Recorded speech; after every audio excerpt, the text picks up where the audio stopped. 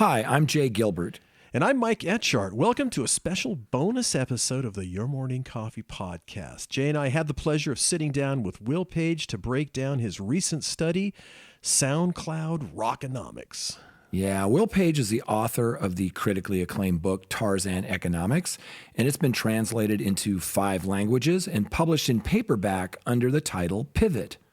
As the former chief economist of Spotify and PRS for Music, Will pioneered Rockonomics back in April of 2021. We spoke to Will about his insightful study, Twitch's Rockonomics. As a fellow of the London School of Economics, Will recently penned a discussion paper on glocalization, and that's received some global acclaim. Showing that the world isn't flat, the Financial Times summarized his findings as music markets are glocalizing and the English-speaking world better get used to it. A passionate communicator, Will is a regular contributor to the BBC, Financial Times, The Economist, and co-host of my favorite podcast, Bubble Trouble, along with the brilliant and snarky Richard Kramer. So without further ado, here is our conversation with Will Page. Let it roll. Stand by for transmission. This is London calling. Wake up! The revolution is at hand! Your morning coffee is on the air. On the air. On the air. On the air. On the air. On the air.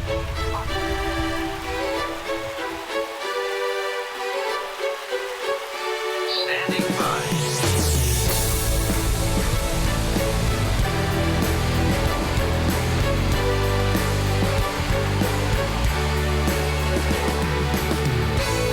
Your morning coffee, the weekly music news for the new music business. It's the highly curated, agitated, advocated, moderated, and liberated digital music information that you need to know. We are your digital music authority. And now from our studios in Hollywood, California, here's your hosts, Jay Gilbert and Mike Etchart.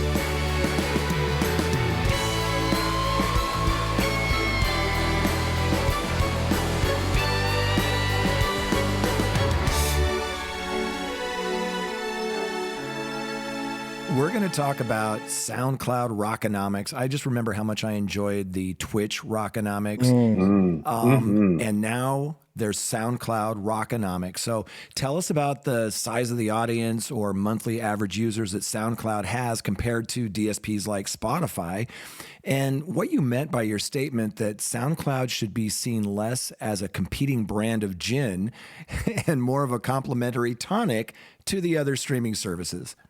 For sure. I mean, to put a rough number on SoundCloud in terms of weekly or monthly active users, I think north of 100 million would be fair.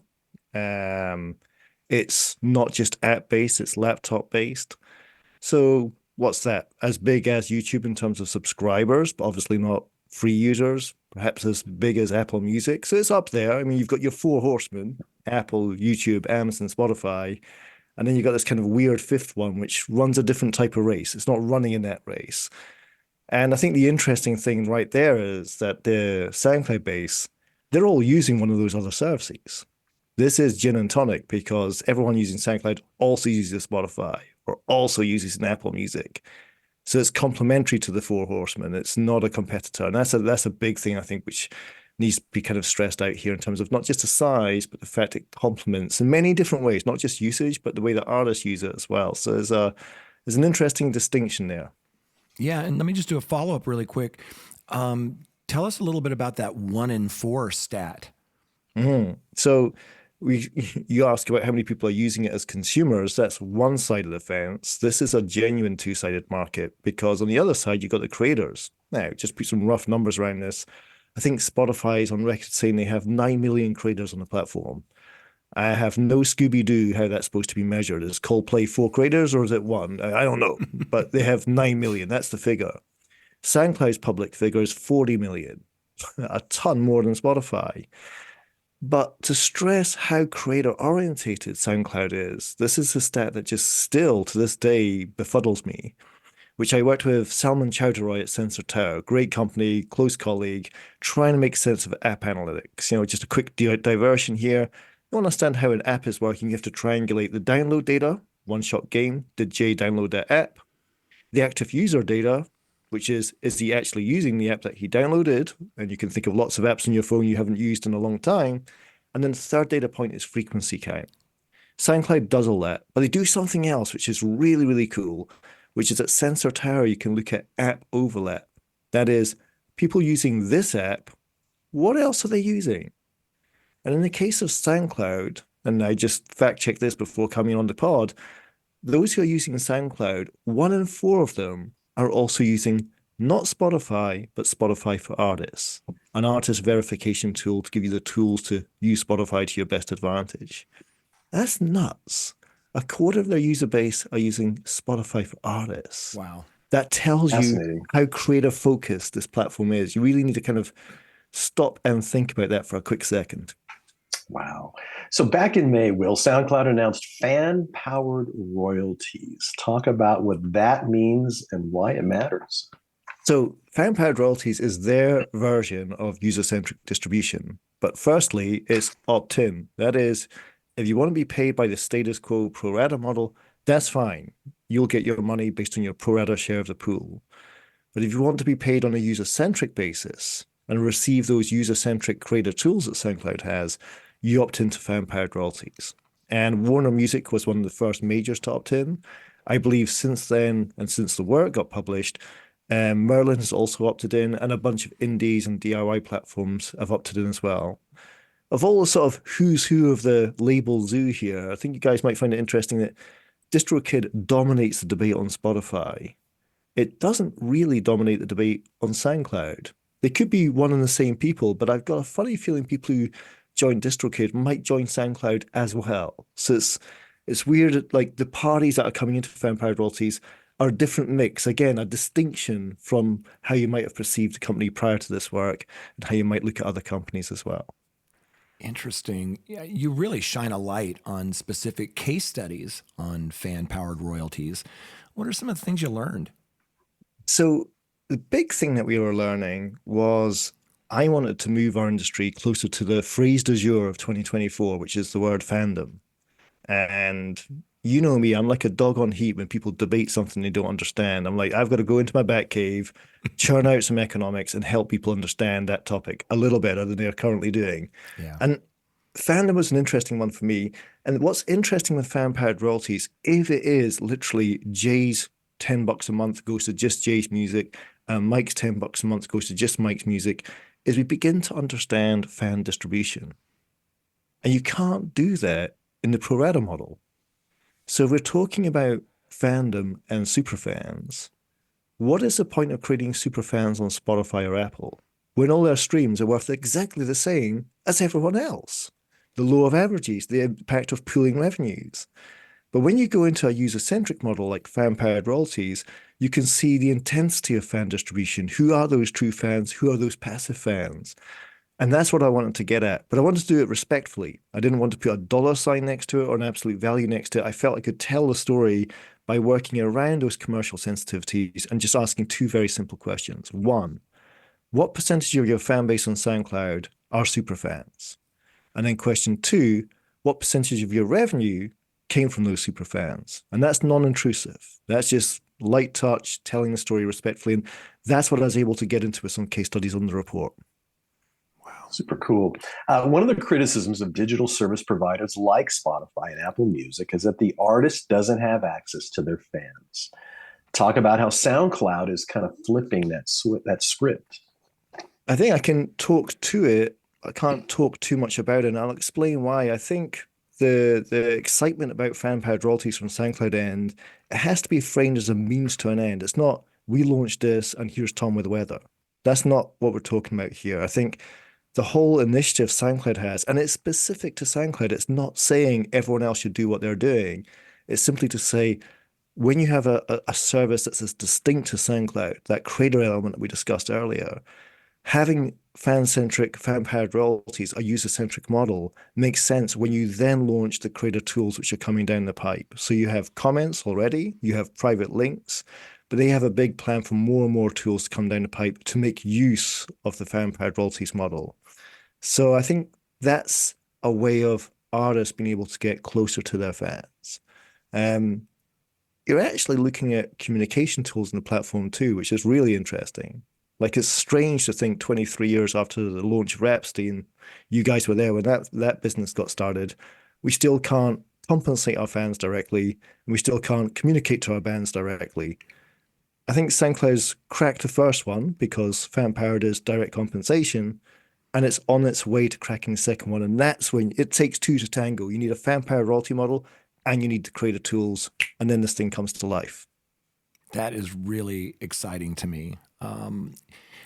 In the length of a tweet, I stole that from you, of course, tell our audience the difference between the current pro rata model versus SoundCloud's sort of hybrid model of user-centric and pro rata. I think there's a lot of confusion in the marketplace, like what's pro rata, what's user-centric, what's this hybrid thing? Can you shed a little light on that? Sure. I mean, the best way to perhaps open up this debate for those who are new to it, and I think a lot of your audience will not be new to it because, boy, has it had a lot of airtime over the past 2 years. But I think the best way to say, did you know that Spotify and Apple are paying artists that you've never listened to with your money? And that's a nice knee-jerk clickbaity statement, which is actually true. It's not necessarily wrong, but it's a way of making people wake up and realize, what do you mean my money's going to artists I've never listened to? Because of the pooling effect, if Jay's up all night because he's on MDMA streaming 25 hours a day, and Mike's a light user a couple of hours a week, then Mike's light usage is subsidizing Jay's heavy consumption. So sorry if I got the drug analogies wrong. It might have been Mike that's on MDMA. We'll find out. But still, you can see right there the pro rata model. We're pooling all that cash. So if you get 1% of all the streams created in America last month, you're going to get 1% of all the cash generated in America last month. That's the nature of the beast. With user-centric, we're taking fractions, mathematically speaking, and we're looking at what fraction of your account was spent with artist A, what fraction of your account was spent with artist B, and we allocate the cash based on that term. So to flip it back to my favorite case study in the report, this top 10, top 5 rapper in America, Lil Uzi Vert, what I could say about him was that his top 7% of fans generated 70% of all his revenues. Now, I want to repeat that because this is super important for your audience. The top 7%, not just 7%, the head of the distribution of 7% of his fans generated 70% of all of his income for that given month. Now, that sentence, very flippant remark, 7 equals 70, but we've waited 23 years to say that sentence because that's fan distribution and that gets you closer to fandom. You imagine what the tools would mean if you could do something with that 7%. Work with Fred Goldring in pressing business and sell him some vinyl like Travis Scott did, 500,000 copies. Right. Well more than half sold. Now you can do fan distribution, you can do fan segmentation, and then the old tools of marketing kick right back in there. So that's the interesting bit. With user-centric, you can do that. With pro rata, you can't. I'm not advocating one or the other here. I just want to enlighten your audience to understand when SoundCloud changes the rules, you fundamentally change the game. Super interesting. Let's talk about the long tail as it relates to SoundCloud's business. Well, there's a lot more songs on SoundCloud reportedly from a lot more creators, understandably. And I think the long tail on SoundCloud is kind of interesting because they can do different things. I mean, little things that you can do in the long tail, such as private links. What's a private link? On SoundCloud, it's a big thing. When you get a private link from SoundCloud, you lean in. That is somebody who is at least 1, 2, 3 degrees of separation from you saying, I got this album coming down the pipe. I want you to check it out. You lean in. This is not mass marketing. This is niche, but it's an important niche. So I think that's an important part of the long tail. I'd also suggest that SoundCloud is much more frontline than cataloged on other platforms. You hear reports that 80% of streams are now catalog. Well, there's a problem with the catalog rule, but we won't go there today. On SoundCloud, I would say it's well more than half of streams are frontline. So, there's pre-release strategies on SoundCloud down in the long tail.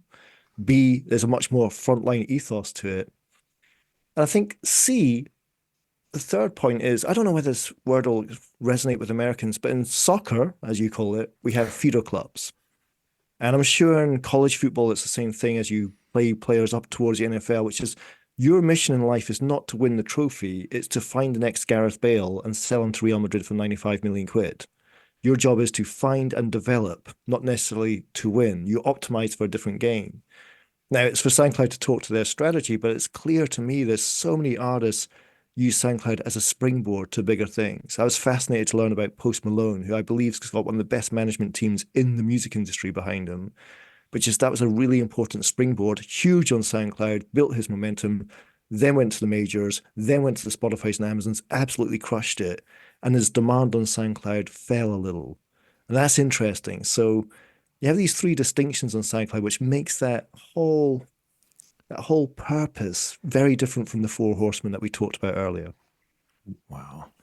You mentioned in the report the time, labor, and money being allocated by labels and streaming services into building dashboards, that should be applauded. But for artists monitoring more dashboards than they have fingers on one hand can become more of a hindrance than a help. What did you mean by that? Well, Jay, actually, for you guys, I'm going to build you guys a dashboard so you can monitor all the dashboards that the music industry is monitoring right now, okay? So we're going to see a big spike on Monday morning Pacific time as all those dashboards lighten up. No, pun intended. What I'm saying here is there really only needs to be one. And that's not to say all information can be summarized into one dashboard. I'm saying that for busy artists, busy managers, busy label execs, busy A&R teams, they don't have the time to troll through a Spotify dashboard, an Apple dashboard, an Amazon dashboard. The tools and the data scientists who built these tools are phenomenal and deserve a big high five fist pump. But there's just too many. There's just too many. And we need to do something about that. Now, with SoundCloud, what was interesting there was that SoundCloud, there's an artist, Kelly Latasha, that I did a case study on in the report, where she distributed her music on SoundCloud, creates her music and distributes on SoundCloud, not just to the SoundCloud audience, which is sizable, but also into the Spotifys, the Apples, the Amazons. Then she has one dashboard where she can see her performance across all. We even have an animation of that dashboard inside the report. And again, this is not to promote one service over the other. It's just to make people think, would the well be better if we just had one dashboard and we could use our time that much more effectively? Any more than one dashboard is one dashboard too many. Case closed. True.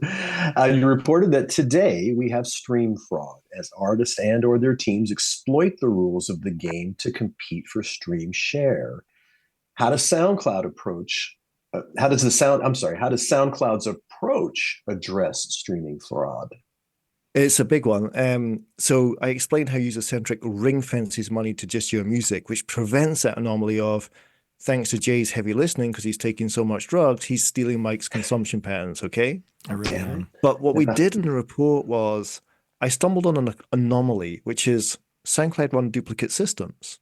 For those who opt out of Fanpower royalties, you're getting your pro rata share. For those who opt in, you're getting your user-centric share. That means you can measure the difference between the two, and indeed they do that. And if the difference is huge, that is, under one model, you are going to get hundreds of thousands of dollars, and on another model, you're going to get a subway bus ticket, then you might want to look at that and ask, why is it that different? Again, when you discuss fraud, the things you've got to keep in mind are the speed to detect and remove the incentives. And this helps speeding up detection, because if it takes 6 weeks to detect fraud and the checks are going out every 5 weeks, the horse is bolted before you can lock the stable. What I also brought to this debate, though, was a really interesting framework. And I really hope, and I'd love it if you could use this in your write-up for your audience, but this is a hot topic right now, stream fraud, and it's not going away. We have governments, regulators beginning to look into this. We've known it's been going on for years. And I worked with Morgan Haydock, a close friend and colleague at BeatDebt, and we built the Haydock Page Stream Fraud Matrix. There is no sexy acronym. We spent a while on this one, but stick with me, the Haydock Page Matrix. And we said, what types of fraud are they? And I pushed Morgan to say, you got to summarize it in 3, 1, 2, and 3. He said, there's 1, there's click farms. We know what they are. When you learn that your number 1 city is Jakarta, Indonesia, and you've never toured there, let me tell you why your number 1 city is Jakarta, Indonesia. It's a huge F-off click farm. 2, there's carbon copies, deep fake tracks, manipulating names and track titles to get stream counts. That's a big thing. Under AI music, it's an even bigger thing. And then 3, and finally, there's account hacking, and that's a much riskier type of fraud. Then we have our 3 types of fraud. Stay with me, because we're going to complete the matrix real quick. if you think about pro rata and user-centric in terms of exposure and insulation, we get different stories. So for click farms and carbon copies, pro rata is heavily exposed. There's a big pot of cash there, and the more you can steal before the invoice period is up, the more money you're going to get. And there's been people at this for well over a decade. User-centric is insulated because Jay's $10 goes to just Jay's music. No click farm can touch it. On the account hacking, it goes the other way. Pro rata is insulated because one account hack can't affect the pool, whereas user-centric is deeply exposed. Now, again, I want to be very impartial here. It's not to argue one or the other, but it's to educate the audience that there's no silver bullet to solving fraud. Fraudsters are going to fraud. Morgan Haydock is very keen to reiterate that point. But we can see there that user-centric pushes fraud into a direction where it becomes riskier. And remember, crime needs to pay. So if it becomes a riskier type of fraud, that's a bigger deterrent in itself.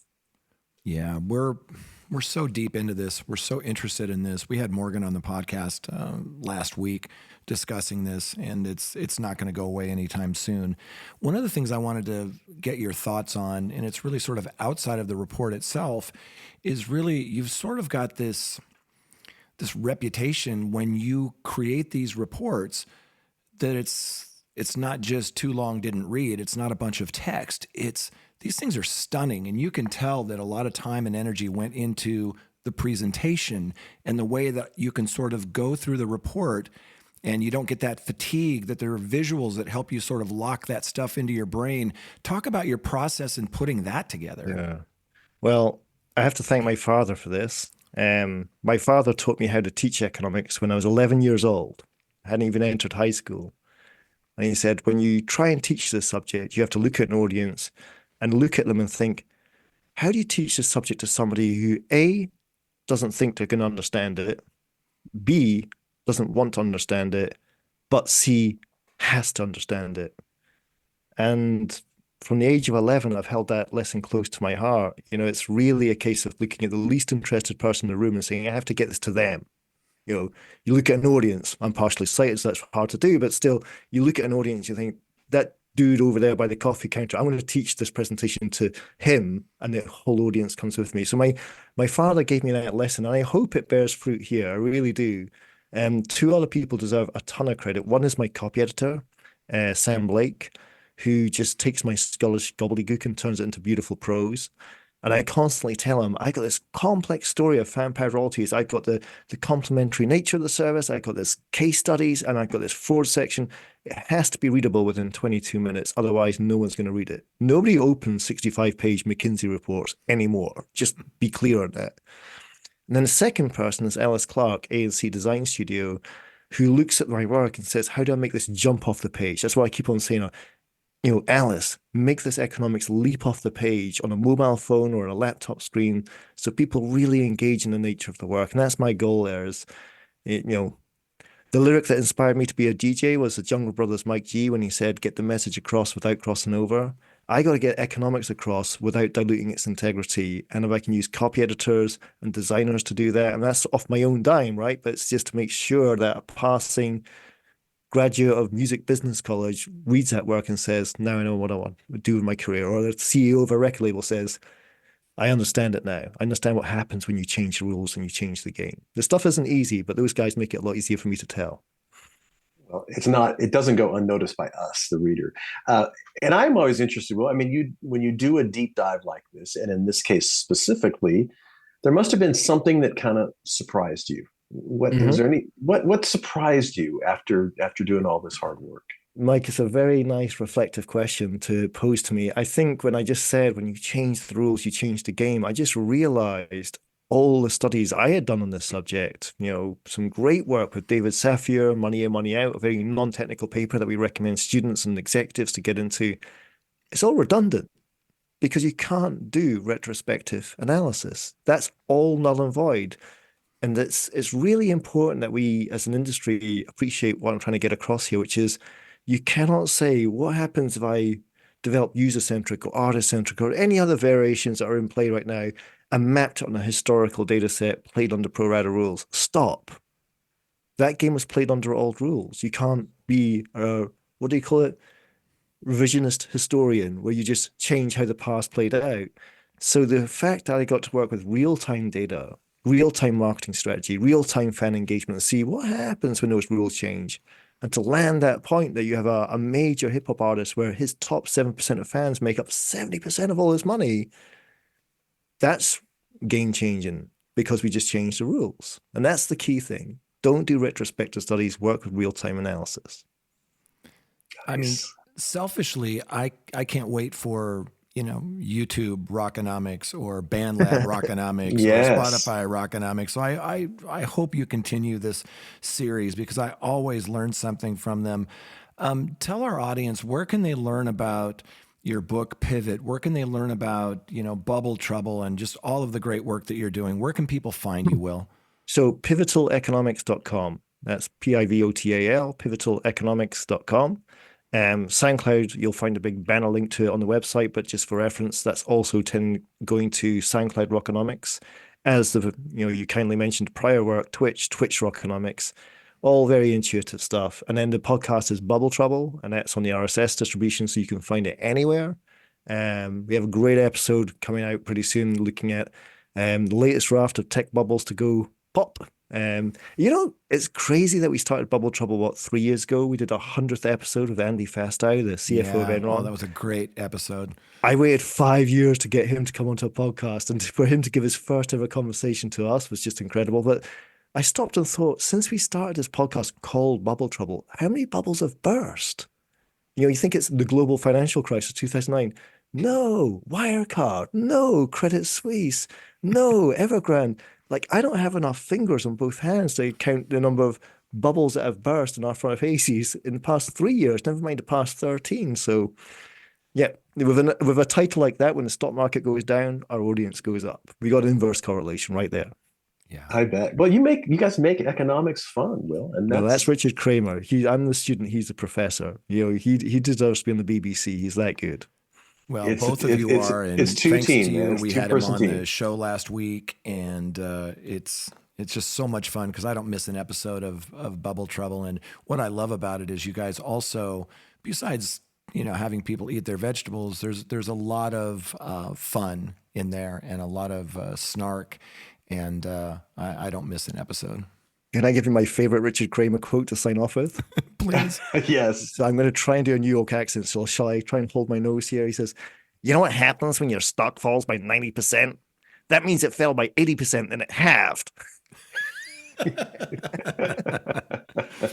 Oh my God. Will Page, always a pleasure, my friend. Thank you so much for joining us. Can't wait for our next conversation. And hopefully I'll see you at either Music Biz or South by or something, and I can buy you a pint. You got it, sir. You guys take care. Keep up the great work. All right. Thanks, Will. Thank you. Good night.